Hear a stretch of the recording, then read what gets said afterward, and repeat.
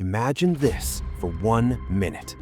It's 1945, deep underground in Poland. Inside a secret facility hidden in the mountains. The German High Command is testing something nobody has ever seen before. A bell-shaped machine, 15 feet tall and glowing with strange violet light. But the shocking part is that everyone who got too close to it got seriously sick and passed away. Plants near the bell turned into black goo overnight. The animals collapsed and their blood crystallized. Scientists couldn't sleep for days and tasted metal constantly in their mouths. But the scariest part? As Germany surrendered, this thing disappeared completely like it never existed before. No trace, no records, and no evidence. Just rumors. The workers who built it, gone. The scientists disappeared, and the documents all destroyed. But the question rises in mind that, what was this device? What really was its job? Was it anti-gravity technology or a time travel experiment? Is this real or just stories and myths? And if it was real, where did it go? Too many questions, right? Let's clear it up.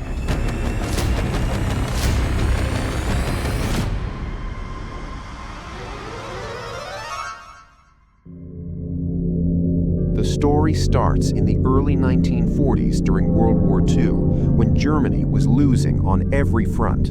But the interesting thing is, even while losing, the German High Command poured massive resources into something called wonder weapons. And these weren't just fantasies, these were real, like the V-1 flying bomb, the V-2 rocket, and the Me-262. This was revolutionary technology, decades ahead of the Allies.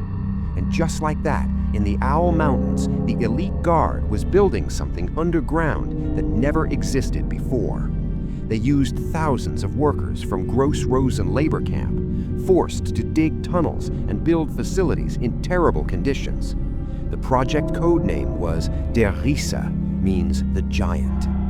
Running it all was one person, the regime's genius engineer behind the V-2 program, named Hans Kammler. But nobody knew what he was really building. According to the stories and what historians claim, it was bell-shaped, 9 feet wide and 12 to 15 feet tall.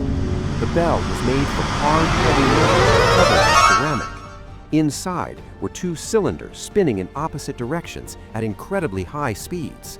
Filled with Xerum 525, a violet substance that looked like mercury but wasn't, and was stored in lead containers because it was extremely radioactive. Scientists think it might have been thorium, beryllium compounds, or radioactive mercury, but no one was sure what really this was. The device needed an entire power plant just to run it. But the biggest problem was, when they turned it on, something stranger started happening. The device created an effect zone about 500 to 600 feet around it, and inside the zone, everything was affected. The plants turned into black, oily things. The animal blood crystallized in their bodies, and humans lost their memories and couldn't sleep for days. But that wasn't even the only issue.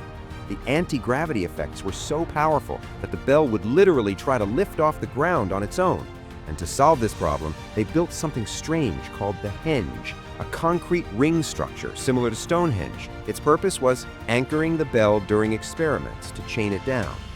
Without Hans Kammler, no one knows what the purpose of this device was. Other scientists involved were Walther Gerlach, a real atomic physicist, and Wernher von Braun, the famous rocket scientist. But the strangest thing is, after the war, they all worked for the United States through Operation Paperclip, and not one of them ever mentioned a bell. Von Braun built the rockets that sent Americans to the moon and was interviewed hundreds of times, but never said a word about any bell-shaped anti-gravity device. Even stranger, everything else the Germans built was documented.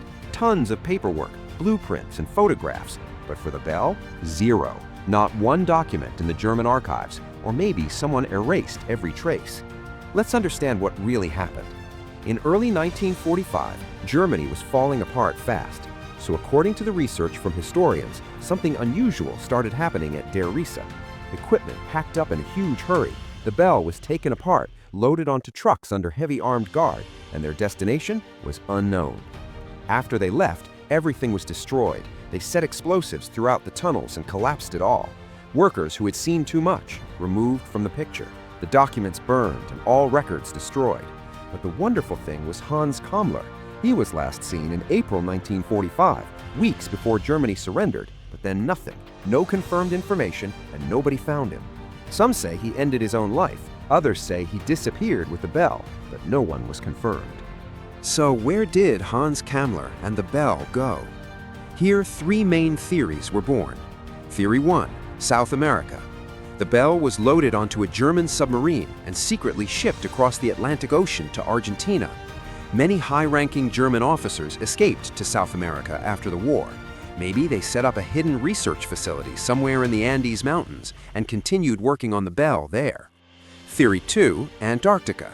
Some people believe Germany had secret bases hidden in Antarctica, buried deep in the ice and snow. The bell could have been taken there on ships or submarines.